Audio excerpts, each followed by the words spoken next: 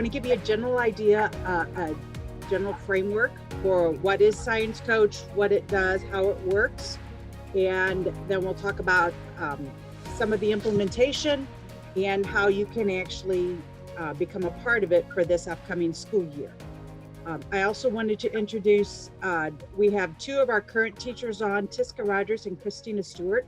So you are more than welcome to ask them questions right there. These are the people that have done it this year, so that you know the reality versus marketing literature. And I try very hard to make it all real. I've been a teacher, and it doesn't do you any good to get opportunities for things that don't necessarily work for you and your implementation. So if Science Coach doesn't work for you this year, that's great. Maybe it'll work for you in the future. Maybe there's parts that are helpful. We are a nonprofit organization. So we are a 501c3 underneath BioSTL in St. Louis. My goal is to get more teachers equipped to teach high-level research in their 6th through 12th grade public, private, and homeschool classes. That's what we do. We support you in doing that. My job is not to make money. My job is not to become the biggest invest in the world of world renowned for whatever. My job is to help you in the most effective way teach high-level research to 6th through 12th graders in public, private, and homeschool. So that's who we are. How we got started, I think, is very germane to this group. So back in 2007, I was running a regional science fair. One of the things that happened was my best science teacher came and said, "Hey, I'm not going to do science projects next year because I can get paid $2,000 to coach kids to do cross country." So I said, instead of having him teach cross country for $2,000, I found a donor who would pay him $2,000 to coach students to do high-level research. So what that actually started was a program that we call Science Coach. And it has evolved over the years, and until 2017, it's been totally within the regional fair. In 2017, we brought it into out of the regional fair, and January 1 of 2018 became part of BioSTL. That enabled us to really expand out our capacity, and it allowed us to scale the program. So we have been working diligently since that time to create support systems that really enable teachers to teach high-level research. That support involves things like curriculum. We have a new student-driven curriculum that's coming out in August. There is often equipment rental. There is laboratory access, mentor access. We have, we make sure that you have what you need to be successful. So sometimes that's research supplies. Sometimes that's being that voice to say to your administrators that you need to have dedicated money, $400 for middle school, $800 for high school, so that you can have your students have the supplies to do these high-level research projects. We also say that our teachers are professionals. Schools think nothing about paying $2,000 for somebody to coach sports after school. But to have a science teacher stay the equivalent amount of time and to coach kids do science becomes, oh, well, that's just part of you being a teacher. It's like, no, it's not any more of a part of somebody being a teacher than it is the PE teacher out there coaching sports. It is the same thing. So our message to the administrators and to DESE, we just had a DESE phone call today, is that if you want teachers to give up their extra and their personal time, then it needs to be compensated. So that compensation is paid in milestones. It's $2,000 for teacher coaches and $3,000 for head coaches. the and we'll go more into the money as we go through it, but this is really about creating a support system for you to be successful. And it's to teach high-level research. So this is not the first attempt that a student has had at doing any kind of research. This is not the first attempt. If you've never done science research projects or science fair projects, this is probably not the level of the program that you're ready for. We are looking at a Science Coach Junior program, but what we are looking for is teachers who know the basics of how to do research. And now they're ready to go to the next level, because this is high-level research. So we teach you how to engage your students to do this, to do so effectively. We give you a structure. We have a curriculum that guides you. So if you're teaching it within your existing curriculum, like Kelly, if you have your AP classes or any of your existing classes, you can teach it right there along with your curriculum, your content curriculum, because this is a methodology curriculum. This is not a content-based curriculum, and that's a really important difference. So while we do map to NGSS standards, it's mostly just the scientific and engineering practices, the SEP, because this is not content-based. This is a methodology-based curriculum. In the fall, we're actually offering 3 versions of a curriculum. There's one that is research, one that is research-based, like a typical wet lab. The second one is going to be a design-based, so like for engineering. And the third one is computation for like computer science, robotics, math-heavy things, bioinformatics, things like that. So what we do is we create a structure of teams. So we have a head coach, which is a student who is a teacher who is very experienced at doing research and teaching research. And then they work with 3 minimum, but it's normally 5 teacher coaches. So you have your head coach and your teacher coaches, and those 6 make up a team and a professional learning network. So part of the only money that goes to Science Coach is for PD, and that is for the PD of your of being a part of this cohort. So there's $650 to be a part of the cohort per year. And of that, $250 of that goes directly to the head coach for the professional learning network and doing that professional learning network. So this cohort works all year long and supports each other. And that may look like direct emails, phone calls, Zoom meetings. It may be in-person meetings. It may be a monthly meeting on Zoom. It may be a drop into your classroom if that is something that works for both of you. So it can be whatever it is that works for you and your head coach. But there's that consistent support.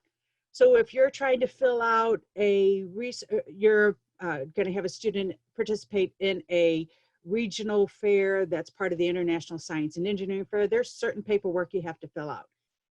When you do it for the first time, that paperwork's a little intimidating. So it's somebody to call and say, okay, do I need, I know I need 1 and 1A, but do I need 1C or do I need 1D? What do I need? So those type of questions give you a human to talk to. So Tisker or Christina, do you have any feedback of what it's like having the benefit of having a head coach?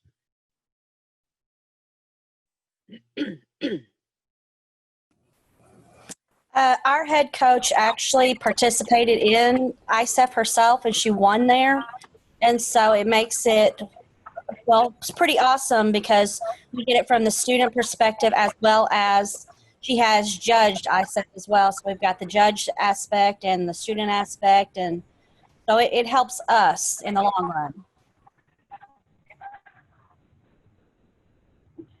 yeah, it's really nice having somebody who knows the ropes. I have sent students to ISEF in the past, but I didn't know what I was doing. We just filled out paperwork and hoped. So, you know, we didn't have anybody go this year, but I think just having access helps. You couldn't hear that. And that's part of the reason why we established this as a team. And so there's multiple teams. Right now, this year we had 4 teams, and the teams can be made up of schools that are from public, private, and homeschool. We try to group them geographically, but again, that's not necessarily always the case. But the teams can be multiple school districts too. So it doesn't have to all be within one school district, whatever. So I'm going to pause at that moment and see, does anybody have any specific questions that they would like to ask?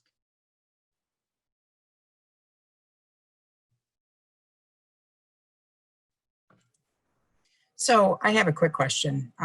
It's been probably 5 years since I've done science fair. I did my own research for my degrees, but I didn't do laboratory-based research. Is that going to be a problem? Is that something that I need to kind of back up? And I mean, obviously we've done research projects in within my classroom, but just never competed before. So is that going to be a problem? No. I see Tiska shaking her head like she's got a great answer to that question. Go ahead, And Tiska. I know you do. Tiska, tell her about your experience in learning bioinformatics, please. Or, well, and your experience about Kelly's specific question. Yeah. Well, this is my 16th year of teaching, and this is my 16th year of taking them to science fair. It would have been my 10th year of taking someone to ISEF, but with it closed, and I think I really had a really good project this year, and I think she would have won. But I currently work in a rural community that is 98% African American. And so they are all free lunches and free breakfasts, and there's even free after, because that's how they get fed. So it's a very poor community. I think the median income is $21,000. So without this program and without the opportunity to attend the bioinformatics, a couple of my students went to get the training, and we attended monthly, I think for every 2 weeks for a few months. And based on this, my student actually may have figured out what is causing type 1 diabetes. And she did it. She didn't have access to anything like Cas or CRISPR-Cas9 or any PCR or assays, but she looked at information from previous documentation where they just found this gene in May of 2019. She was an observer the first year she went, and she came back, hit the ground running. So when I told her this, she started researching, and then Jill came in with the bioinformatics stuff, and it's just using big data and making the connections with the big data. And so we're in the process of getting her paper published. So, I mean, that's a pretty big step for an 18-year-old student. She's going to get to continue her research at WashU, and so that's pretty awesome. She's talked to Dr. McCalla out of New York, who is actually the most winningest ISEF teacher ever, and that teacher was just telling her earlier today, that she's so impressed with her project to come out of a very small school. My high school, I can tell you my 7th through 12th grade only has 224 students. So. But That's pretty tiny. Yeah, I want to answer Kelly's question. How much did you know about bioinformatics before? I knew nothing. Yeah. So I knew absolutely nothing, and I learned, as matter of fact, she taught me. My student taught me. I love that. I love that. Does that answer your question, Kelly? Because yes. I hear that a lot from our teachers, that, you know, sometimes I have no idea what my kids are even doing. but we're in it together, and we're figuring it out together and researching together. And I think that it's a little bit more fun for the teachers too, because you get interested in because the projects are based on what the students are interested in. Right. So they kind of bring the teacher along with their excitement and enthusiasm in what they're researching. Yeah, that sounds like that's right up my alley. I love that when the kids are able to do their explorations and I learn from them. So that sounds perfect then. And you have enough research experience that you understand the research methodology, and Sure. with the rest of the support that the Science Coach program provides, which is part of, a lot of it is a mechanism for how you teach the students to keep a logbook, to do a literature review, to document in an APA style, to, there's a lot of mechanics. And when do you use a t-test? When, those types of things all become the curriculum supports you as the teacher, and then the student-based curriculum obviously supports the students directly and helps you keep track of where the students are in their research process. So the level of experience that you talk about, you'll be just fine.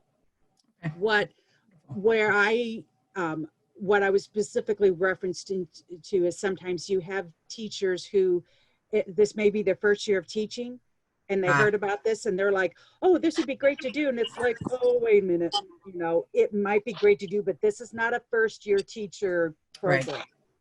We don't have that kind of hand holding. We expect you already to understand your classroom management, be able to deal with basic doing kids through science projects. Is it's different managing a classroom of asynchronous projects. Yes, that is very true. And in fact, as part of our training, because we have a week-long training this year, it's July 13th to the 17th, and it's all virtual. And it'll be a combination of synchronous and asynchronous time frame. So if you're not able, because we understand a lot of people still have kids at home and daycare may or may not be available, etc. So all of the content will be videotaped, and so that you could come back and watch it at asynchronous time. But that training is a in-depth training, and part of that will include not only the mechanics of how to participate in the Science Coach program, but also professional PD about how to do classroom management of a research classroom, which really deals with the issues of an asynchronous classroom. And how do you handle, and how do you do conflict resolution, and how do you teach the kids to do conflict resolution? Because it doesn't take much and the chaos becomes pandemonium. And controlled chaos is the illusion. And sometimes that's as good as it gets. But anyhow, that is... So that brings another question to mind. Is the training the 13th through the 17th, is that something that the district should pay for, or we need to pay for as far as workshop? The district normally pays for that. It's a professional development workshop. It's $1,500 and you receive $500 back as your stipend. Okay. Because my issue is I've already signed up for ADI training, and that was $1,500. So that was like the cap of what I'm, per year, teachers are only allowed $1,500. So, so you say the district is supposed to pay $1,500 and then the teacher gets $500 of the 15. Correct. So if I were to pay for this myself out of pocket, then I could pay just $1,000. Is that correct? Yes. Okay. Yes. And I'll also tell you, I have applied for a bunch of grants and I have still not heard. They were supposed to tell us in April and now they say they're going to tell us in June. Any of the teachers who have expressed an interest and like filled out an application type of thing, those are the ones that we're going to, if we get any of those grants, that we'll be going to and saying, okay, I've got this money, do you want to participate?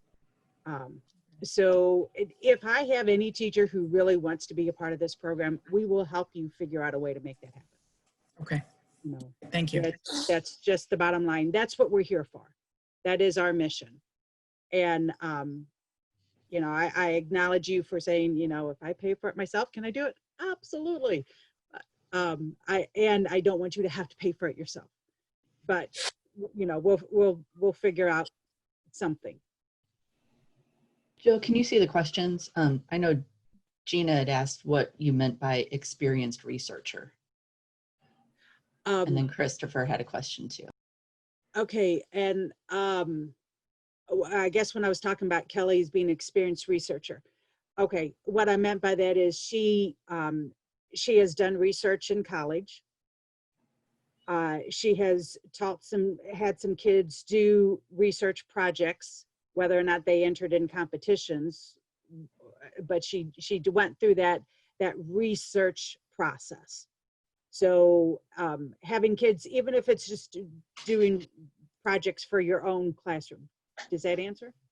Yeah, so even as a middle school teacher, like my students who write research papers, or and we follow the the style for writing your site sources cited and using the appropriate websites and or whatever the research stuff is that they use at school, and then just not being biased kind of stuff. Is that what you're talking about? Right. And they use the scientific method. Yes. You know, maybe they create a poster and they talk about their research, you know, even if it's just a showcase at the PTA meeting or whatever. It's about getting kids to go through the process of looking at a question, identifying, refining it down to something that is measurable. Okay. Conduct that experiment, measure it, talk about, display your measurements, your charts, your graphs, and then figure out a way to communicate that. All right. Well, because my school we're a project-based learning school, so we do a lot of that anyway. But I just wanted to make sure I understood what experienced meant. Good clarification. Okay. Good clarification. And the difference between middle school projects, how are the projects different from upper high school to other students choosing their own research for middle school? So in this situation, it's usually the complexity of the project. The steps are usually the same. The number of literature pieces that they cite may be different. Whether or not they're working with a mentor may be different, but it's still the level of sophistication of the project needs to be age appropriate. For example, we had a 6th grader who decided his project was going to try to save his grandma from falling. And so that's what his problem was. His grandma just started having a oxygen that she had to wear all the time. And she walked with a walker and she kept tripping over the oxygen tube because it was like 50 feet long in the house. So, so what he ended up doing was completely different. So what we try to do is find what the problem is. What is the problem that the kids want to solve? Versus what's your research question? So if they know what they're trying to solve and why they're trying to solve it, then defining a question that helps lead them in that pathway, that's what we want. So for this little boy, what he did, 6th grader, is he went and built what he called a winder-upper. So he learned a lot about motors, and he actually was able to figure out a way that there was a button on his grandma's walker that had a battery and wirelessly connected to the oxygen tank. And there was when she pressed it, it would start winding up.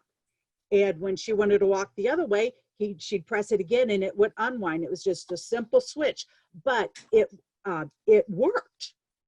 And so I asked him, I said, what did you learn from what worked and what didn't work? And he says, well, my winder upper is not very fast, but my grandma is slower so therefore it works. You know, that's great. And I mean, it was rudimentary. It wasn't sexy. When you look at it, you're like, what in the world does this do? But it worked. So for him, that was extraordinary.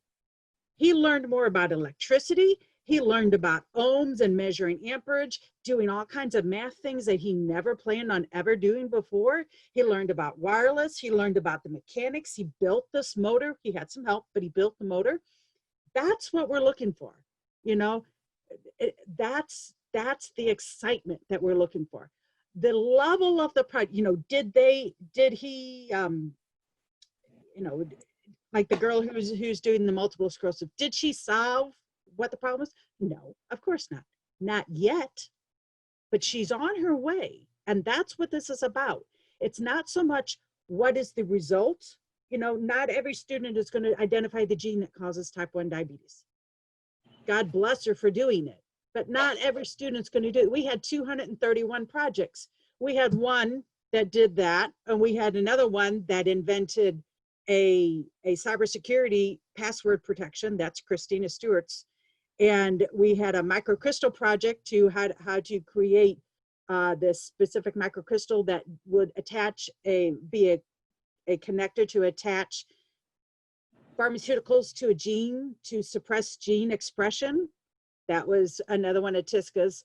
And, you know, each one of these teachers can say they had a student here or there that has real potential of a project, but all the rest of the projects are just as important. It's not what did they discover as being the value. It's did they understand the scientific process? Do they understand critical thinking? Do they have persistence? So to directly answer your question, and I'm going to go to a screen share while I'm doing this, but to directly answer your question, what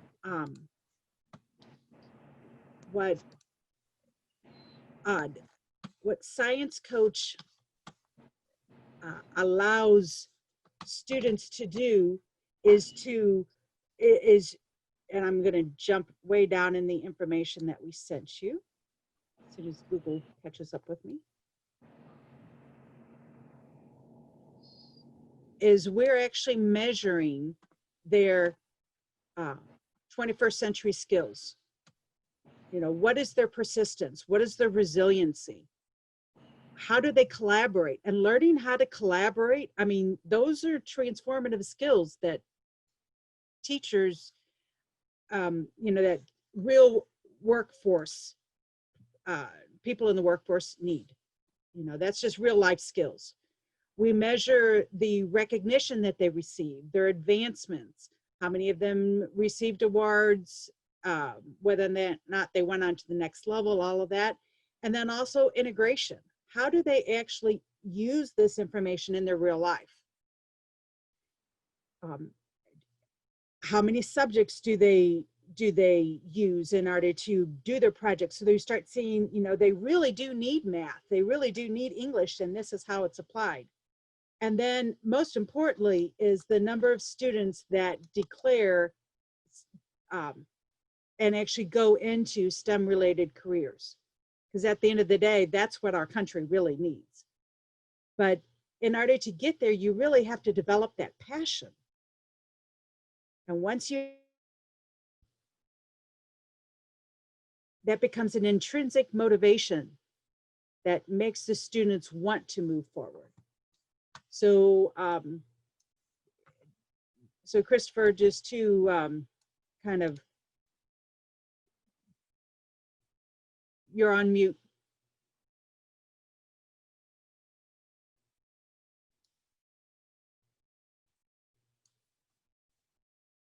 Yeah, I'm going to unmute you, at least from my side.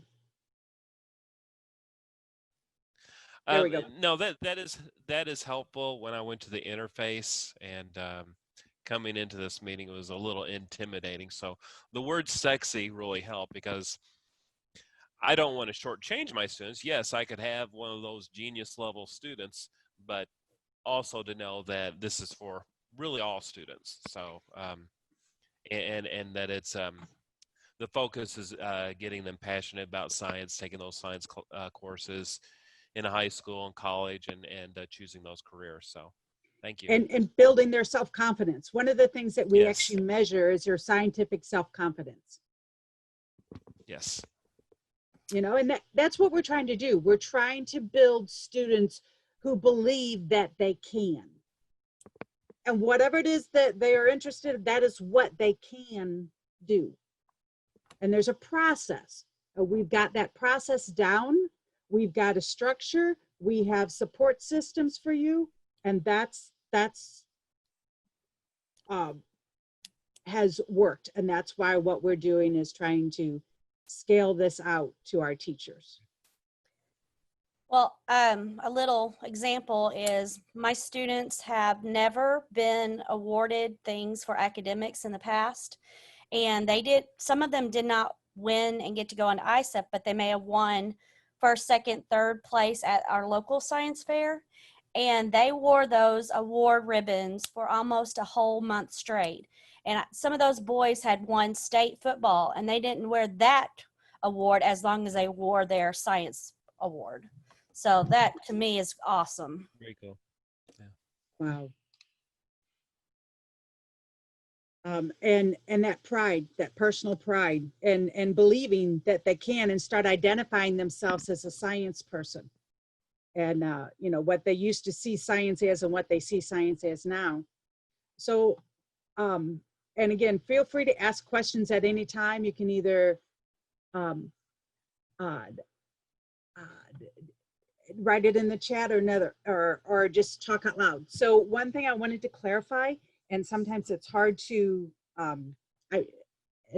hear me. ISEF is International Science and Engineering Fair. So in the science fair world, there are hierarchies of science competitions. There are local fairs, regional fairs, sometimes there's state fairs. In Missouri, we don't have a state fair. And then there's the international fair. So the international level is the International Science and Engineering Fair, ISEF. And the regional level, there's various regional fairs. So there's a St. Louis Science Fair, there's a Greater Kansas City Science Fair, there's the Tisca, what's yours down there? Southeast, what's it? SEMO Regional Science Fair through Southeast and Third State. In Jefferson County, there's the Mastodon Art Science Fair, there's a Three Rivers, so there's different regional science fairs. Participating in those is how you win the opportunity to go to the ISEF. Okay. We also, one of the things that we do is like, we give you a list of all the competitions that we know of, what their due dates are, what their application dates, so that you don't have to go and look them all up yourself. Again, it just saves you time. And in our new curriculum, it actually will drop in that timeline directly into the curriculum, so the teachers and the students know when they have to have things done at what time. So in talking about the different support pieces that we have, I just wanted to go through a few of these to make sure I am being clear on it. So besides the curriculum that is a teacher facing, this year we're making a student facing version of the curriculum. So that'll be ready in a basic form in August. We have the training and mentoring. So we have the training that goes on during the summer. This year it's July 13th through the 17th. And then we also have the year-long job embedded professional development as part of your professional learning network. And sometimes, depending on the team, that means a monthly phone call with the team. Sometimes it's a monthly Zoom meeting. Sometimes it may be an in-person meeting. It depends on whatever your team decides is effective for you. There's mentoring that happens with the head coach directly. We also have a drop-in coach program. And Tisca and Christina and Leanne, this is kind of new information for you because we just confirmed this. But we have a drop-in coach program that we piloted this year and we're rolling out next year. What that is you can actually have an experienced coach drop into your classroom, either virtually or in person.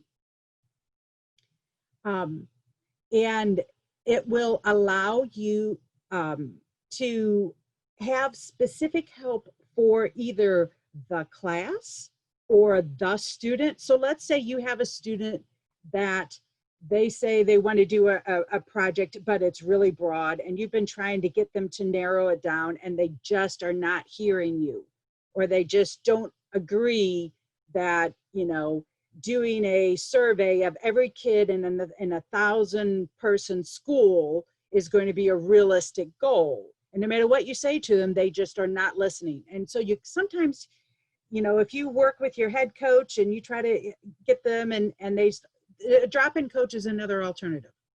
So sometimes when you have a drop-in coach who is a person who has gone and won an International Science and Engineering Fair, and they say, that's too broad.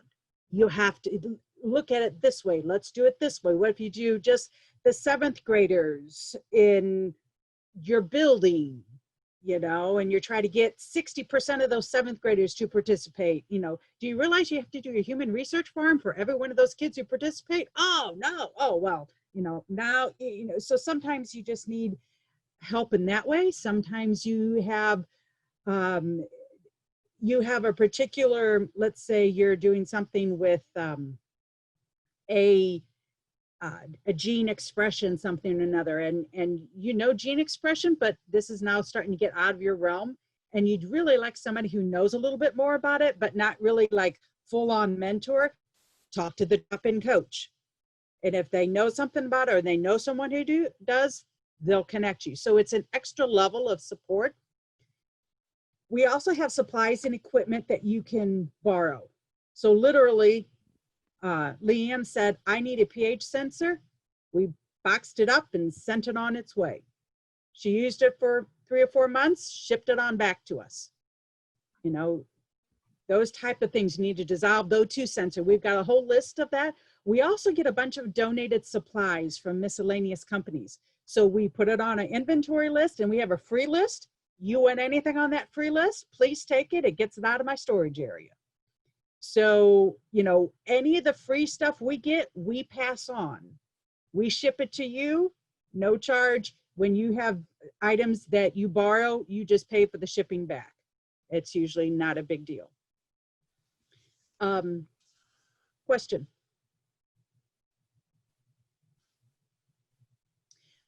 We also have the, of course, a year-long professional development. You can also get college credit. So this is graduate level credit for $75 a credit hour. So if you want to go up in your level of pay, you can actually, for just doing the basic stuff that you do with Science Coach, you can get 2 credit hours worth of graduate level credit. The extra duty compensation, $2,000 for a teacher coach, $3,000 for a head coach. And we also have lab access. Now, not all of you are close to St. Louis to get lab access, but if you don't have the ability to come to the labs that we have, which is actually a biosafety level 1 and 2, which is really amazing. That's as high as we can go in ISEF anyhow. But we also have insurance. So Science Coach has insurance that covers everybody that is registered in the Science Coach program, teachers and students. So if you have a local lab that you are wanting to go to, or you have a business that has a lab that could help out your student, and they're saying, ooh, we've got insurance liability issues, you know, I don't know if we're going to be able to do it. That's where you can say, we can have Science Coach named, have your lab named as part of our insurance. And you will be we'll actually deliver them a certificate that is from the insurance company that names that lab or that business as a insured underneath that insurance policy. So sometimes that is a reason why you suddenly do get access to these labs. And that's also the reason why we're doing relationships with organizations like SOAR, which is in Mid, Missouri. So at Mizzou. So anybody within a more reasonable driving distance, pardon? think you just answered my question. I just sent, okay, go ahead. Oh, I You didn't mentioned even see it Mizzou. up there. I Okay. just plugged it in. Okay. All right. So we we don't have as many private companies as we do relationships. So if you say I need an electron microscope, I can tell you where to find one. St. Louis Community College. I can tell you who to call. Here's your email. Tell them you're with Science Coach. You also have your head coach. So when you need access, you talk to your head coach. I need this reagent. It only comes in 100 milliliters. All I need is 10 milliliters. Do you know where I could get 10 milliliters of this reagent? So I don't have to spend $1,000, because I can't spend $1,000 on 90 extra milliliters of this reagent, you know? So, and so the process would be you talk to your team members, your head coach.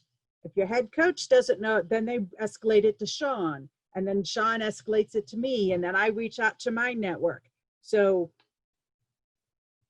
we can make mountains move. So here's another thing that we hadn't talked about yet. So for those projects which have licensing or commercialization potential, we actually help the students to try to take that and turn it into either a licensable idea or actual entrepreneurship opportunity. And in the last page of this document is our support that we provide for intellectual property and entrepreneurship. So what we actually do is we go through and do a intellectual review over all of the technology, all of the projects. And we try to see whether or not it has potential. If so, there may be some intellectual property coaching that we provided, like Leanne had a student. No, I'm sorry, I misspoke. Christina had a student who had some software ideas, and they actually had live code on their boards. So we're like, take the code off, you know, don't do that, because that'll breach your IP. Since then, we're now at this stage with him with the commercializing and licensing potential, where we have reached out to our network, and we have gurus, and we're now going to the next level guru to see whether or not this truly is a novel approach for encrypting passwords. And if so, then it would be logical to then assign a scientific guardian ad litem to them to then go through the rest of the process, where there's actually $5,000 where we provide for proof of concept funding for them. Then if it passes that, there's a formalized business relationship with the scientific guardian ad litem protecting the best interest of the student and the parents. Then if there's a business that's built on it, there's actually a team that's working on building the business while the student continues in their education. They get paid in scholarship dollars while they're going through their education. The business is continuing to grow. They can work in the business as much as they want. When they graduate, they get a larger portion of the company. They can choose to go back into the company or take their ownership position and go off and do the next best thing. So this is the reason why the United States Patent and Trademark Office has been working with Science Coach, because this is the only program that they know of nationwide that actually helps the students from the innovation idea process, creating the project, talking about the project, protecting the IP, and potentially turning it into a business. So as part of Science Coach, this is also an infrastructure support that you receive, and the students.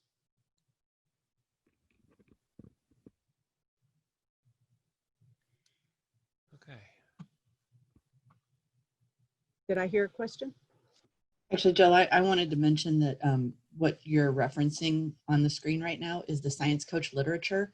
So everyone should have received this link to the Science Coach literature in their recruitment email or some email that I've sent you. So if you need it separately, let me know, but that's where you'll find this information. Thank you for bringing that up. I kind of forgotten to point that out. So what Science Coach provides the support and infrastructure you as teachers would instill this research methodology and the discipline, and obviously actually do it. Of course, it's all project-based learning, which Gina, that sounds like that is right in your wheelhouse. It's all about real life integration, and it's all about increasing their ability to do effective research. And then what the results are is most importantly the skills and the competence that the students gain is life-changing, often transformational. The completion of the competition-worthy research project is an outcome. So we have them enter into a competition for the purpose of learning how to talk science, how to communicate their success. Because in real life, any business you go into, you're going to have to, at some point, be able to talk about what it is you believe, think, what you've discovered in some way. Kelly, I'll make sure that Sean sends that literature to you, probably while we speak, if I know Sean. You know, and while some students may obtain patents or license their intellectual property or build a business, the reality of it is we want all students to become more confident in what they're doing, have critical thinking skills, and be able to believe that they can make an impact and contribute to this body of science.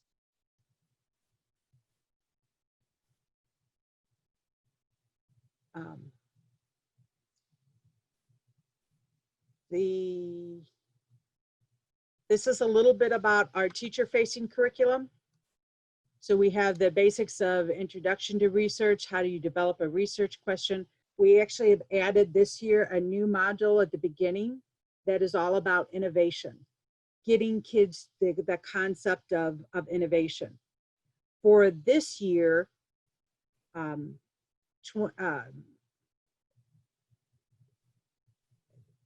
the ability, refocusing everything on innovation. Whether you're innovating in research, you're innovating in design like engineering, or you're innovating in math and computer science, computation. It's all innovation. And those core concepts of innovation are also things that we're doing in regards to trying to engage all students. So we, as part of this summer training, we're going to have a specific part of the training that is professional development to teach teachers how to recruit and retain African-American students in high-level research classes. So we are wanting to broaden the participation. While we have 38% of our students come from a underrepresented or minority population, the reality of it is that is not high enough. That's great, that's not high enough. So the first key to that is learning how to recruit and retain these students. What are the issues that may be unique to that population? And when I say that population, there are multiple columnar groups of populations. So the first one that we're dealing with is the Black population or the African American population. So that's what the PD is on this year. We hope to be able to expand that out excuse me, to other populations, so that we maybe are able to specifically deal with the issues that may be preventing a Latino person from participating, or girls, or whatever. The practice of developing a good research question is a whole module, because that's really the most important part of this. You have to have a good research question, and how to do that is an art and a science. Conducting a literature review is more than a Google search. Most kids are going to say, I Googled it. Well, that's not enough of a literature review. So, and then what are all the ethics and integrity and all the issues around that? And then how do you actually design what your project is? And then the deeper level of design, how do you know you're actually measuring what it is that you are thinking that you're measuring? And then when you actually conduct your experiment, how do you do that logbook? What does it, the charts, the graphs, how do you do all that data analysis? And you may use descriptive statistics versus analytical statistic or statistical analysis. So there's different kinds of ways that you can measure. If you're dealing with a behavioral science, that's going to be a very different measurement and statistics than if you're doing an ecology study. So we try to cover all of those things. How do you abstract down what your results and your conclusions are? How do you write your scientific paper? And how do you talk science? You know, how do you present this in a way that allows for the students to be effective in their communication of their data? All right, I'm going to stop there and if anybody has any questions or you want to ask our veteran teachers questions, you know, what's it like in the real world using Science Coach? Christopher? It didn't look like my administrator made it, so I meant to hit my record button, but I guess I just got caught up in the moment and did not do it. I was one of them that emailed, is there a way to access this Zoom meeting? That way I could have my administrator watch it. Yes, I have recorded it. Great. Okay. I'll make sure you get a copy, Chris. I don't Great. know if anyone else, I've had a couple of requests, I think, from, I sent one before the meeting yes, started, I think, with yep. Sean. Yeah. that's me. Yeah, so Okay. you, Oh. you and a couple of other people have done it. So, yeah. Okay. All right. So what do you think? I think it's an awesome opportunity. So both for teachers and kids. So yeah. I agree. I agree with Christopher. This is an awesome opportunity. I'm really excited.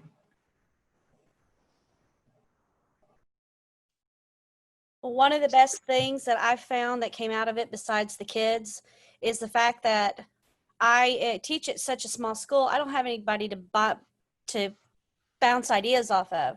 So my cohort, Leanne, she joined us a little late because she was in summer school, but we Zoom or Marco Polo each other almost daily, especially through science fair, and it's been wonderful. It's absolutely wonderful. It doesn't matter how many years you've done it. There's always something new, and there's always something to learn.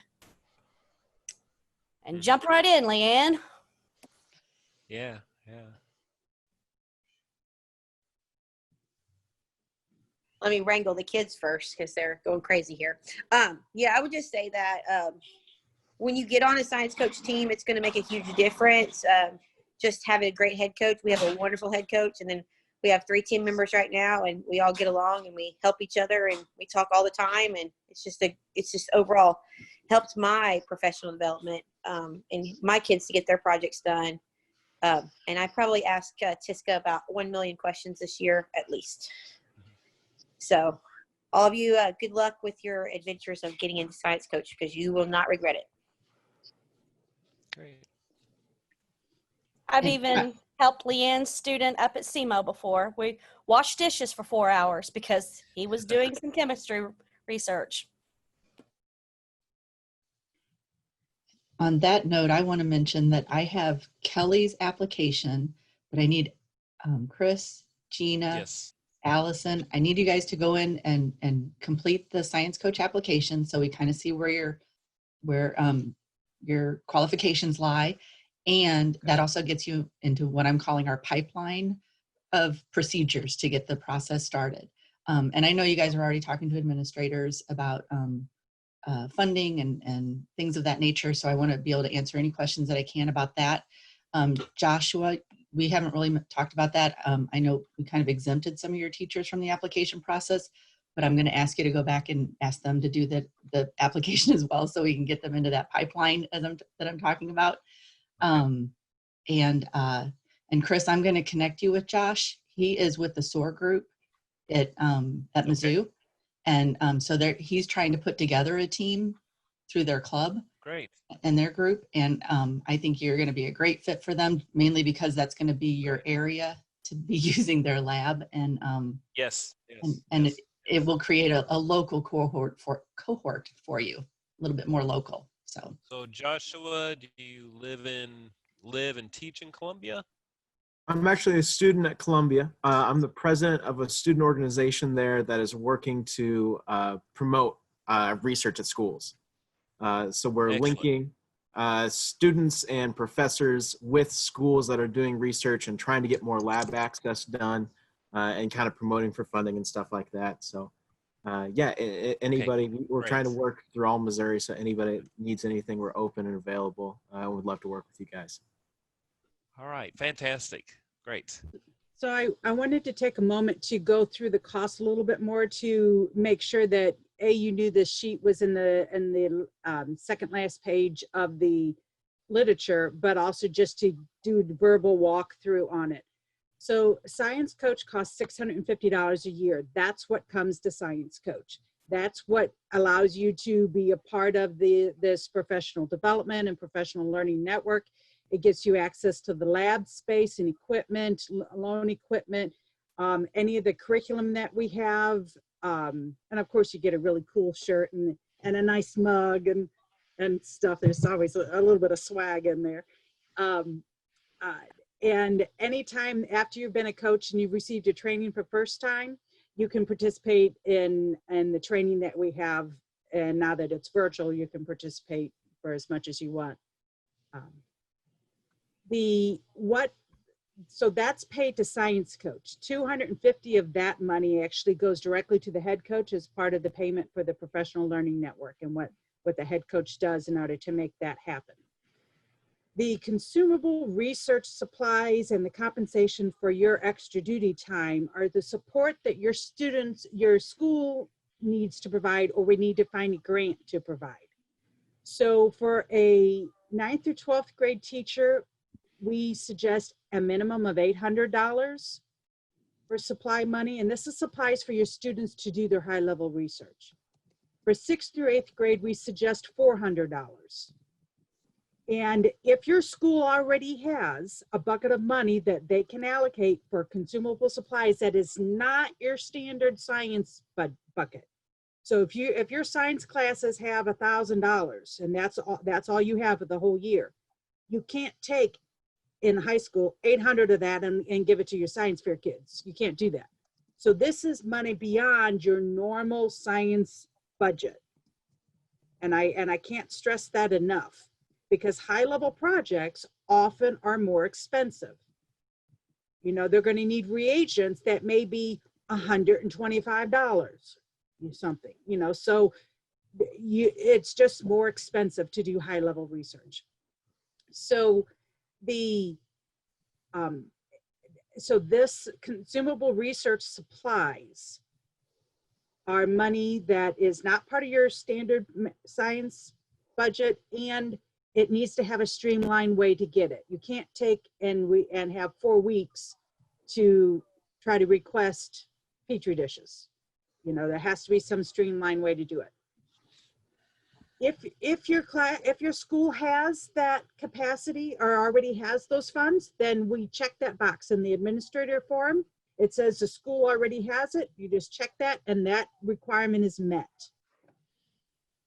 So you don't have to send that money. Is just if your school has it and is going to provide it to you, that's great. Some schools say, we have it, we don't want to deal with administering it because it takes 6 weeks to do it. We will send you a one-time payment, Science Coach. Science Coach turns around and hands that head coach for that teacher that $800 prepaid card. And then you just email your head coach, hey, I need this for this student. They go and buy it online with the prepaid card, and you're ready to go. The second thing is compensation for your extra duty time. If your school already has an extra duty, extra pay program where they pay you for the hours that you work outside of the classroom, then that is fine. That checks that box. If they do not have a structure, you know, they may pay sports coaches, but they don't pay science teachers, then there needs to be some compensation for that time. We suggest a minimum of $2,000. That is based on milestones, and you'll see in the information that Sean gives you, it spells out very clearly what those milestones are and what you need to do in order to meet those. You do the minimum, which is based on the number of students that you have and the number of years that you've been in Science Coach, and it's very achievable. We worked with the teachers very hard. Most of our teachers get the maximum compensation if they do their job. You know, if they don't turn in their paperwork or they don't do surveys and then, or they don't attend the meetings, then they don't get that compensation. But it's real straightforward. There's nothing magic, nothing super hard in that. The one-time training is normally paid for out of PD, professional development money. So normally the $650 comes out of professional development funds, and the one-time training expense comes out of professional development funds. That usually is not a problem. You can also use Perkins funding, Title I, Title V, and now ESSA, ESSA. That's another, I can't remember what the acronym, it's used to be the No Child Left Behind, and now it's Every Student Something Achievement. So there, say it again. Every Student Succeeds Act. Yes. Thank you, Allison. Gold star for the day. I should have that memorized. Optional things that are recommended, not required. We're trying to make this easy for you. One of the things that new teachers struggle with is having, and I don't mean new teachers, I mean new to Science Coach, is struggling with the organization of having 8, 10, 12 or more students doing different research projects, going to different competitions, and keeping track of what students going where is this student's project at, what paperwork have they turned in, what have they not. So what we've done is we've created this curriculum companion notebook. So it goes along with the curriculum. It has all the concept maps, which are like note-taking structures of the core concepts that you're teaching in each one of the modules. It has the timelines. It has a goal sheet. So you don't have to create a goal sheet of what your students need to, how you can like keep track of what each student's doing. It's right there on the goal sheet. What they say they were going to do last week, what did they do? If they met it, here's a grading system, here's grading rubrics.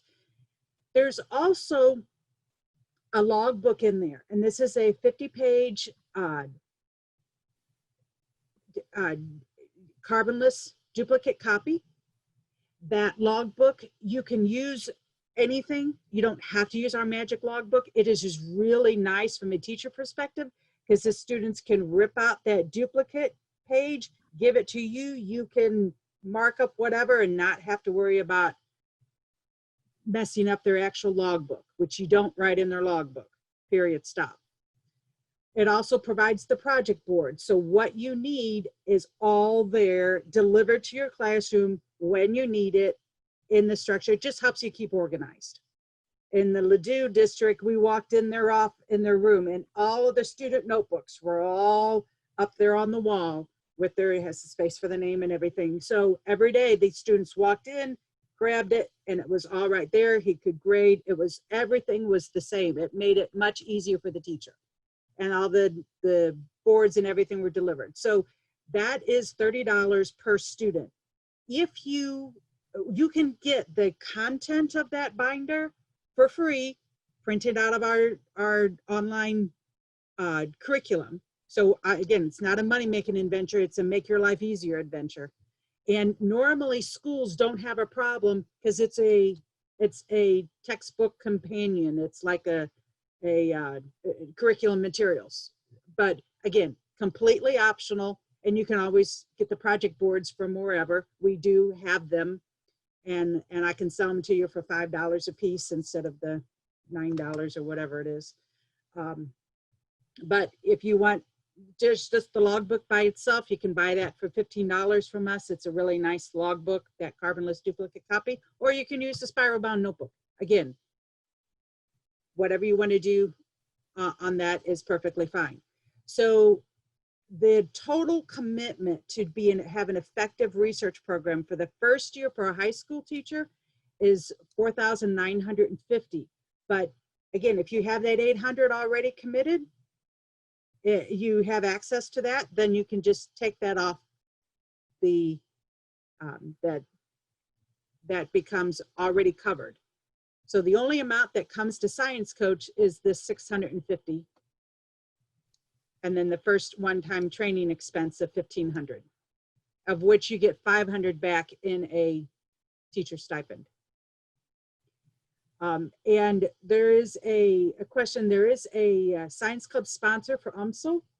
And yes, you can use that money to support your Science Coach students. We have teachers who do donors' choose. We have teachers who did their own fundraising to get supply money for their teachers, for their students. We have teachers who have gone out to businesses and gotten direct donations to cover supplies. I don't care how you do it. You know, if your school will let you write a grant, and you get grant money, go for it. I'm here to help you. If you are interested, I will help you. And if you are able to work with your school and get it out of the budget, which I realize this year is even more challenging. But sometimes there's a lot of STEM focused things, you know, or even private donors. So if you want to do Science Coach bad enough, we will figure out a way to make it happen. That is my commitment, always has been. That's what I do. Questions on anything to do with the funding?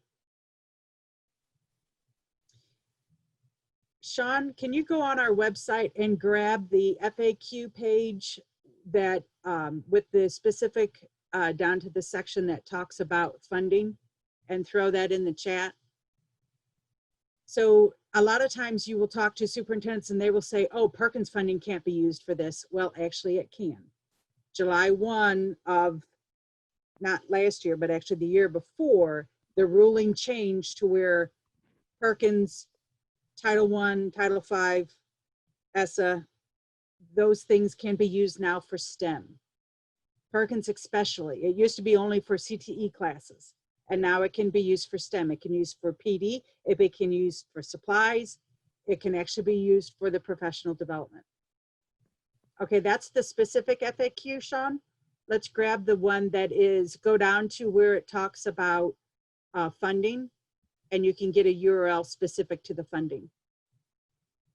Because then it points to where in DESE rules that it says you can do it, because a lot of times that is new information for the people who manage the DESE funding. Because it used to be only for, you know, physical equipment and things like that.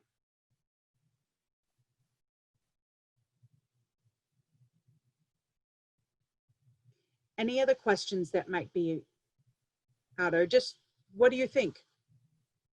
How does this hit you? Allison, we haven't heard much from you, or Gina. What do you think about this? I think it's obviously it's an excellent idea, and thinking of my school district, you know, I've been told that we have zero money for professional development. I don't get a science budget, so I don't ever have a science budget. So that it's going to be something to be creative about if I'm able to do this. Obviously, I'll speak more with my science coordinator and see if he can't work some magic. And I was actually thinking about when you mentioned that entrepreneurial piece of it. We have a STEAM high school that opened last year for the first year. And one of the pathways for kids to go is through business and entrepreneurial school. So I think it's a unique way that it'd be a, you know, considering it is it's a STEM school with the arts, that's where the STEAM is. It'd be a unique way for kids to do their science piece, plus thinking about that, you know, business aspect. And then if they were warranted with that intellectual review and support, you know, it'd be a something to watch and see.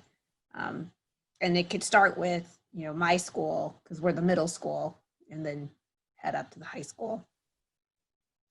I would like to also probably talk with you maybe afterwards. Harris Stowe has a very dedicated amount of funds specifically to engage students in STEM.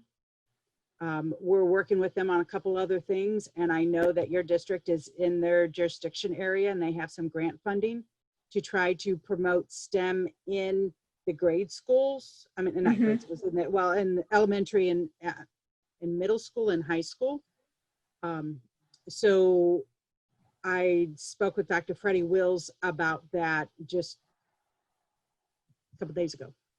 So let's continue the conversation. I don't know that I have your phone number, but you can private message me if you want, or I'll throw my phone number in the chat, and let's see if there may be a funding source for you specifically. Okay, thank you. You're welcome. Allison. Yeah, hi. Yes, I'm kind of an anomaly. I know Josh. I helped coach Josh before he graduated and went on to bigger and better things like SOAR and Science Coach. So I switched districts though, and so that's why we've been kind of in conversations, and I work at a district who is definitely very interested. So I don't get to make all those decisions. There are definitely people above me who are having those conversations though. And I would definitely like this recording. They wanted me to attend this and then send this to them. So we have been in talks, oh gosh, probably since the beginning of the year, about getting involved with Science Coach and starting a science research program. Yeah, this sounds awesome. Like I said, I've worked with Josh in the past and I've talked with him a lot now. So it's definitely an undertaking for sure. So I will say though, I kind of am an anomaly also because I am a previous English teacher. So there is that. So we probably will have to have a chat about that too. What school are you with now? I'm with Waynesville School District. All right. Well, that's definitely something we can chat about. We had a Project Lead the Way teacher who also was an English major who taught Project Lead the Way engineering for years, and because of her extensive training, it was still an effective program for her. So yeah, there are a few of us out there who have interesting crossover. and the reality of it is, real life is a crossover. Yeah, it is transdisciplinary. I don't care what you call it. Real life uses all these different aspects of education, and that is just real life. Oh, absolutely. Yes. I guess my situation, I don't know if you have anything to offer. I know this is also for homeschoolers. My situation is a lot like homeschooling. I teach in a public school. Rule, it's kindergarten through 8th grade. We have 32 students, so we're very tiny.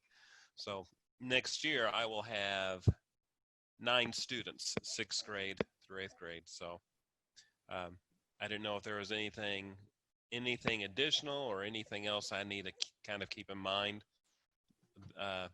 pertaining to our unique situation. What we would probably do in that case is just adjust the number of required student projects to meet your milestones. Okay. Because we say 100 or less, and obviously that really works for you. You're definitely less than 100, but 9 Right. students to draw from. You probably 3 projects. Okay. That's probably a doable number for you. Would you agree? Well, sure. It's what I got to work with. That's right. And and that's okay. That's real life. And that's one of the things that we try to do is we try to keep things in real life. For example, go ahead. Well, a big part of what attracts me is getting this into the rural schools, and I believe during one of the governor's talks during COVID, when he brought in the secretary of or the whatever education person, they were talking about Title I funding and trying to get more money, especially technology, into the rural schools, if I So remember correctly. So that's one of the things that I'm actually working with Regeneron. I don't know if you're familiar with that as a pharmaceutical company. They are also the title sponsor for the International Science and Engineering Fair. I was working with them before they became the title sponsor, but their real focus is how do you effectively get STEM programs sustainably in a rural setting. And whether you're I think talking, we're well on our way as far as getting access to all these kids for the coming year. So we're actually doing some things. So yeah.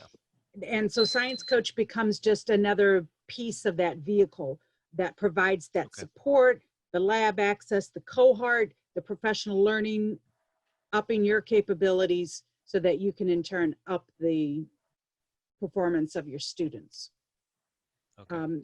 There's a bunch of things I haven't talked about, which are, we try to work directly with the teachers to communicate things to them in a way that is helpful. So as there's a ton of flood of information always coming at you all, and we understand that. So we normally send it in a number of different ways. We're going to do a couple things differently next year, in that we'll have a web page that you'll actually have access to. There'll be a running collection of communication on the right-hand side, which will be grouped. And so maybe there's things specific for you as a teacher and the admin of the Science Coach program. Maybe there's competition information, and maybe there's opportunities for students, so that you can segment the information and it's always there. We'll have where you can sign up for text. And so when there's if you want us to send you a remind text message, it says, hey, don't forget, ISEF competition deadline's coming up next Tuesday, whatever. You can sign up for those, completely optional. So we have a Facebook page, sciencecoach.org. You can always sign up for that. Follow us, like us. We have a LinkedIn and a Twitter. We don't do as much on Twitter at this immediate moment, but we do LinkedIn. So the Facebook, we're trying to figure out ways to communicate to you. But the most important is the Coach News, which is a as needed collection of valuable pieces of information for you. Sometimes that information may be Science Coach specific. Sometimes it's grant opportunities. Sometimes it is just general program information.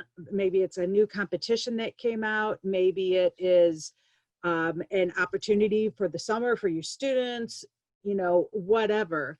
But Sean invented that this January, and we've been perfecting it as it goes. So it's normally delivered via email. So we try to make your life easier, and make your life easier, because we know being a teacher is really tough. Mm-hmm. I've been there, I've done that. I respect you. I know how hard it is.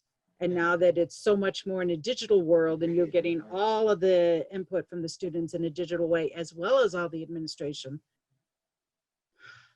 it's really tough. I get it. So we're trying to make your life easier. And in addition to all the awesome stuff that Science Coach is doing, at SOAR, we can really help you with the basics of like what middle school and high school research looks like and that kind of stuff. So you can focus a lot more on that stuff. Okay. That's a good way to put it. Yeah, you can focus more on the things like deadlines and getting the logistics of the program set up.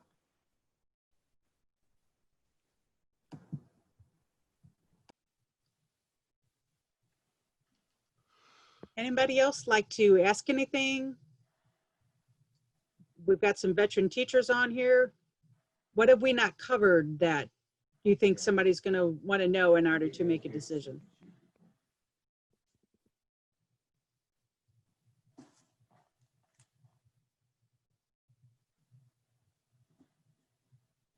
I think you've pretty well covered it. You know, something we haven't really talked about is, and it doesn't go out in the recruitment information, but when you're talking about how many projects a teacher does, you know, that Jill, I'll let you explain a little better, but it's based on, you know, the number of students enrolled in your school and how long you've been a science coach. So for like Chris and Gina, it would be the first year, and in middle school, your enrollment would be your 6th through 8th grade enrollment. And generally speaking, I'm trying, Chris, obviously you're going to be at 3 projects, but Gina, correct me if I'm wrong, you know, if you have more than, I can't imagine you have 800 students in your enrollment for 6th through 8th grade. No, You we know, have I about don't know. 300. So I can't think of that off the top. That Is would be 4 projects. Mhm. So, So and that may be 7 kids, 8 kids, depending on how many kids that you have doing a project, but that would be your minimum milestone projects, number of projects. So all the milestones are based on. Well, I had 36 groups do them this year, so for just the science You're fair, good. yeah, you got it covered. I think I can do That's it. like Christina. How many did you end up with?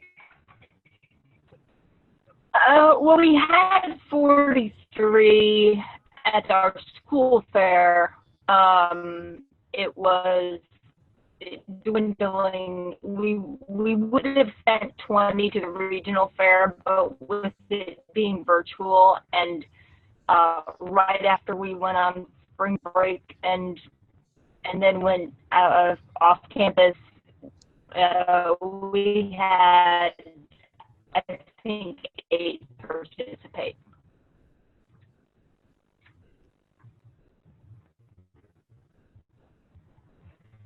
So the number of students in the building is we use less than 100, less than 300, or 101 to 300, and then more than 800. So and it's 3, 4, or 5 for the first year teachers. So even if you have more than 800, it's still achievable, because we'd rather have good projects than high quantities of projects. As and I know, Leanne, you might be able to speak to the challenge of quantity of projects versus quality of projects, and the challenge for teachers. I think I had 19 projects total this year that were with Science Coach. 32 kids or so on combined teams. I think 7 of my teams won something. So think of it that way.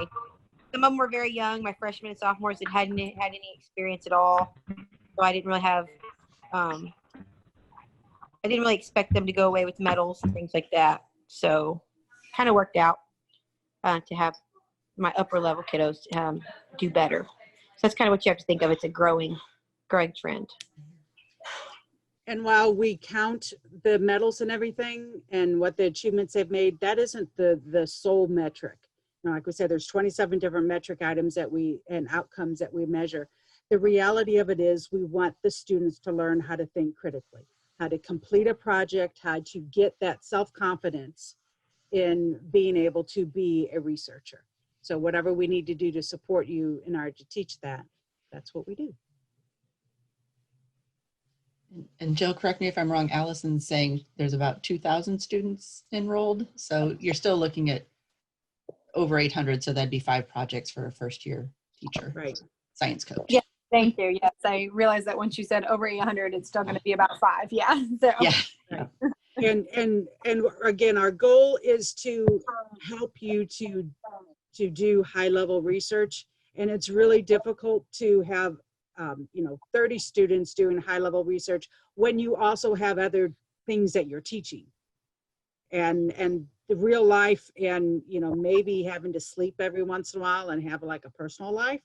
So yeah, teachers are laughing. Okay, so and we realize that. So it's about while most of these teachers have more kids, there only may be a subset of them that are really A, ready to, and B, are willing to do the work that it takes to do a high level research project. Because it's not for the faint of heart. I mean, it takes a lot of personal gumption, but it's also, as Josh can say, from having done research, it's transformative.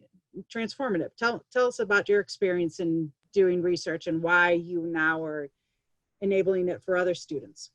Yeah, absolutely. I did research when I was in high school, and I kept learning. By the time I did my senior year project, I was able to qualify for the international ISEF competition and place 4th in the physics category there. And that was a really awesome opportunity for me because I got to work in university labs at Mizzou and S&T Rolla. I got to work with people who are just amazing in their fields. Because of that, I got the opportunity to work in a Mizzou research lab, the Pulse Power Lab, the summer before my freshman year, before I was even at university, which was an awesome opportunity because as soon as I walked in, I was prepared for collegiate research. There wasn't that kind of awkward phase where I was learning what collegiate research was like because I experienced a lot of that through high school research programs. And it just really propelled me a lot when I got into university, which is why I started SOAR, to get more students to have that opportunity, because it really is, in my opinion, the best way to prepare students for university research and once they actually come to university.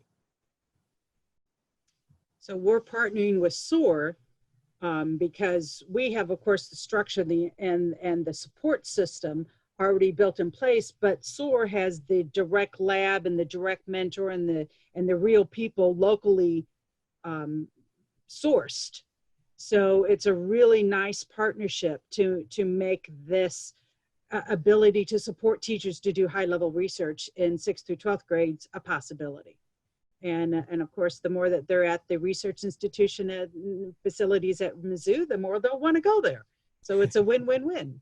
Yeah, for sure. And the university is super, super supportive of high school research programs. They love seeing that. They love seeing people getting engaged with both Mizzou and just collegiate research in general. So yeah, we can offer students to come and bring a group of students to come speak with their students to bounce ideas off of them and kind of get them ready at the beginning of the year, any time of the year. Also to watch presentations and to give feedback before you go to competitions and stuff. And then also just throughout the year, if you have any questions, we can either answer it with our student population or see if we can get some professors to work in a mentorship or open lab access. Again, access to things that as a science coach becomes that connection piece to, you tell us what you need, Sean and I will work until we figure out how to meet those needs. Yeah, if I didn't have access to a lab my senior year or any of my years in research, there's no way I could have done the projects that I did. So having a professor who's willing to do that for students is really, really important. So that's what we're trying to help you guys get. Can I ask a quick question? Sure. So from what SOAR is, I guess, out of Mizzou. Am I correct? Yes. Okay. So being in a St. Louis-based school, and the reason I'm asking is because you mentioned that, feedback from, like the kids are on their presentation or something. So even though we're in St. Louis, could there be something set up to where like a Zoom meeting or a Google Hangout or something could be achieved? Because that was one of the biggest things with us going virtual for this year for the science fair, and my first year doing it in like 20 years. The feedback the kids and I were doing back and forth, the kids who really stuck with it, which was a huge perseverance thing on their end, they really benefited, and they even, shared with how much work it was. But, a true PBL is also supposed to have the outside community come in and help. And so having somebody else as a third party would really benefit. So that's really my question is, could somebody do something like a Google Hangout, since you're obviously further away from us than if you're like a nearer school? Yeah, we can definitely do a Google Hangout, Zoom, anything like that, whatever works best for you guys.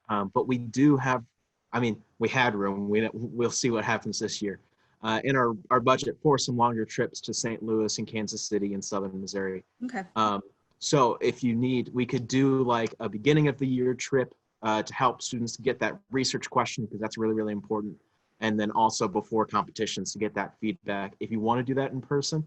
But of course, Zoom, Google Hangouts, conference calls, anything like that, we're available for.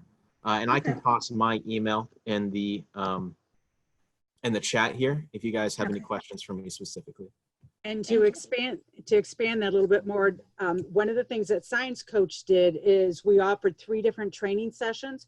So students actually either came on site or they did it via Zoom, where they actually presented their research and then they got feedback. So the feedback was provided not only by myself and other teachers, but also previous International Science and Engineering Fair winners. Our drop-in coach, who is one of the people that was offering the feedback, is also going to be able to do that on a not only an as needed basis, but also as part of a designated time. So we had 3 of them last year, coordinating that with SOAR to add in additional rooms that they could go into to have feedback. So we literally had different rooms, and the students just went from room to room and presented their project and got feedback, and then redid it, came back, and a few days, another week or 2. I think we had 2 weeks in between each one, because it's true. Those are the big pain points: defining your research question really well and being able to talk science. You may have the best project in the world, but if it's a bunch of multi-syllable gobbledygook that means nothing to anybody, it doesn't communicate your science. So, but Josh, we'll definitely include you guys on the team to do that this year. Definitely. I know Sean's already, we have your email, but yeah, and Christina said it was really beneficial to her students as well.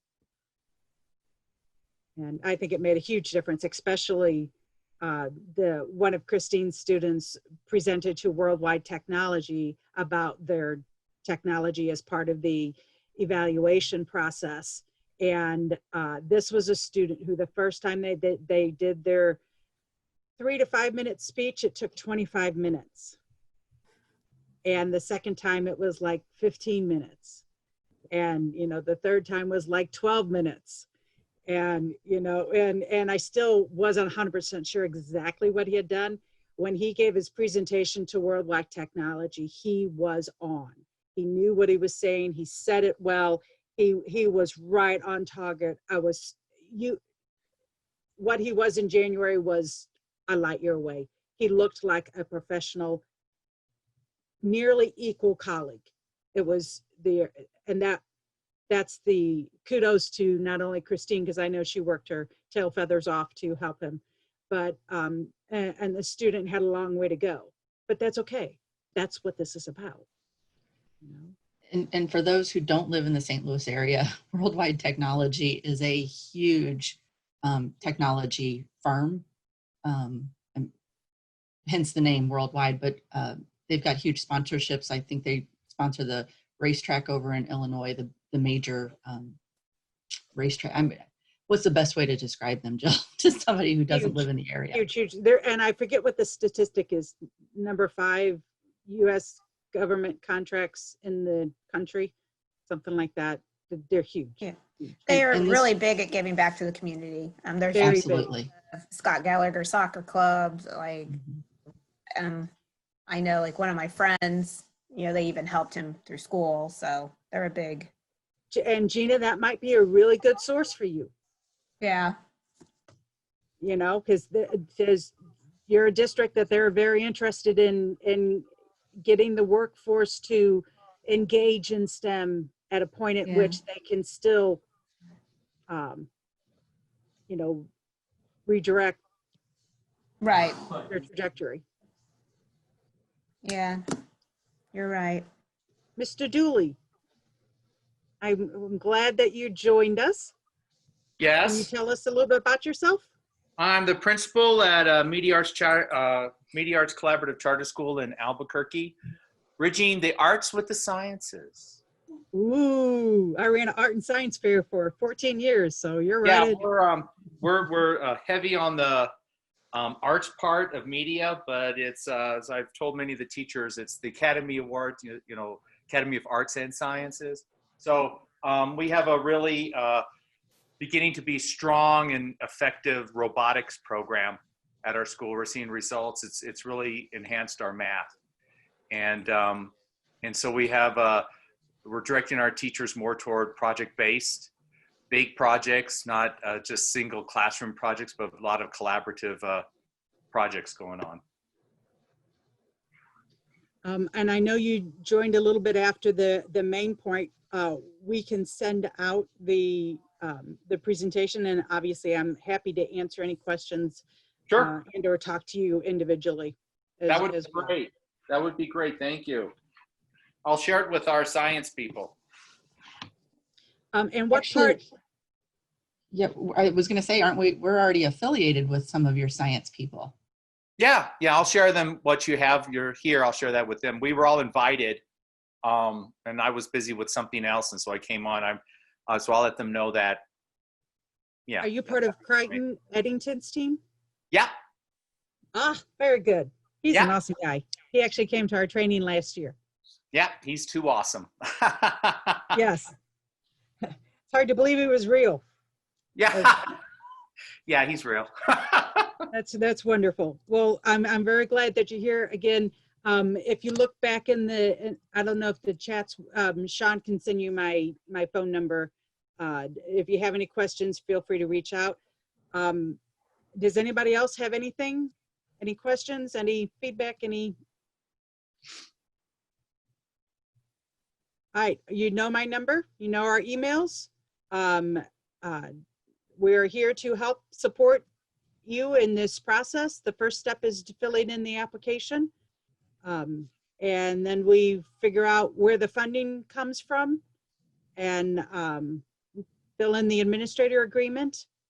And then we send you the actual contract and off you go. Put a hold on July 13th to the 17th on your calendar so you can participate in the summer training. All right. All right. Thank you all very, very much. I appreciate your attendance. Thank you. All right. Bye-bye. Thank you. Have a safe summer. You too. Thank you. Hey, Jill, quick question for you. Sure.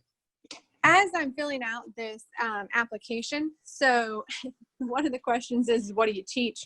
Well, I don't teach any of those science classes. So is there a way I can bypass a particular thing, or do I need to pick something? What do you actually teach, Allison, so we can be sure to include it in the drop-down box? Well, like I said, I'm a former English teacher, and now I work with all students, 9-12. So, yeah, so it's kind of an odd situation, but I work with English language learners, and I work with teachers who work with English language learners. Okay. I don't, Jill, do you have a suggestion? I mean, I'm trying to think of something just really generic you could pick from the. Do you see anything very generic you could pick just to get past the screen? I would pick what's the first one? Astrophysics, astrophysicist or something? Yeah, aerospace engineering. Yeah, just choose that. And and then Sean will notate change your records so that we know you're really not an astro engineer or something. And No. while Allison, We actually are modifying that to include an other. Yeah, I'm probably your other. And Josh, I'm gonna embarrass you for half a second, but I didn't do with everyone else on. But he grew a ton. I mean, my gosh, from his first project onward, oh, did he grow? So yeah, no, this, like I said, this is great. And no, I'm excited. Like I said, I've got to obviously talk with a lot more people. But yeah, no, it's a fabulous. I love science research. So. So Allison, do you feel like, I know you say you have an English training. Mm-hmm. Where does the passion come from for doing science-based research? Yeah, so I'm just really, really inquisitive as a person. Couldn't tell you where that comes from. I assume somewhere along the line with my parents. I've always been very inquisitive. I'm married to an engineer, a civil engineer. And so I used to tell students all the time, even in my English class, at one point, we were on our way to our honeymoon. And I wanted to know about the tunnels and how they worked and how did they maintain the tunnels and things like that. And I, of course, looked at my husband. He goes, I don't work on tunnels. I said, oh, I don't care. You're an engineer. Like, shouldn't you? No. Obviously, he did not. But so then we spent like the next hour plus as he's driving, I'm researching about the tunnels and how they work and how they function and how they maintain them and things like that. So don't know if that answers your question, but just, I guess, internally. Well, that is the best place for that source to come from, because the reality of it is, as long as people want to ask why, that is where real science happens. Just keep asking why. Yes, I completely agree. So, I'm excited for all of this. So, I will definitely make sure I touch base with you guys again. Josh, I'll keep you in the loop also.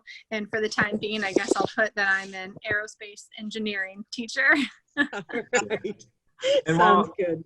Well, Allison, I know, is not a science teacher. She was in charge of the presentation of data and like our papers and our literature reviews and things like that. And she did an awesome job with that when she was coaching us. So she's very familiar with the scientific process and stuff like that.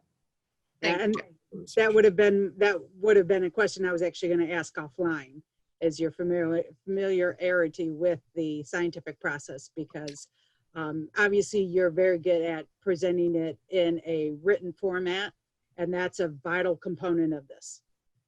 And there's also the research component. So, and every teacher, it doesn't matter where you are in the science coach system, you're still going to need to learn and continue to grow. So I have no problem with people who still want to learn. And you may be a little bit of a steeper learning curve here at the beginning, but it sounds like you'd have a good support system to help besides the science coach system. So. Oh yeah, well, and I had a pretty steep curve when I first started back in Camdenton, where Josh attended. Definitely, and I learned very quickly the ins and outs. And I can remember sitting in labs as students were researching. I think someone earlier mentioned they were washing dishes or something because a kid was working on chemistry. I thought, oh yes, that sounds very, very familiar. Long days and evenings in labs. Yes. So Josh, is Allison part of the teachers that you were looking at for your particular team? Asked him that privately. Oh. Yes. Yeah, she is. So she is part of Waynesville, which is they're a large school district that is close to Fort Leonard Wood. So they're really interested in getting a research program started. We also have a team that's we're working with between Camdenton, Lebanon, and Bolivar, Missouri, who were not able to attend. But Camdenton has an established program. Lebanon just had their first year, and Bolivar is interested in starting a program for the fall. So that would be our other one in addition to, and I don't know if Waynesville would end up on that team or if we could start some more schools near Waynesville to start a team around there.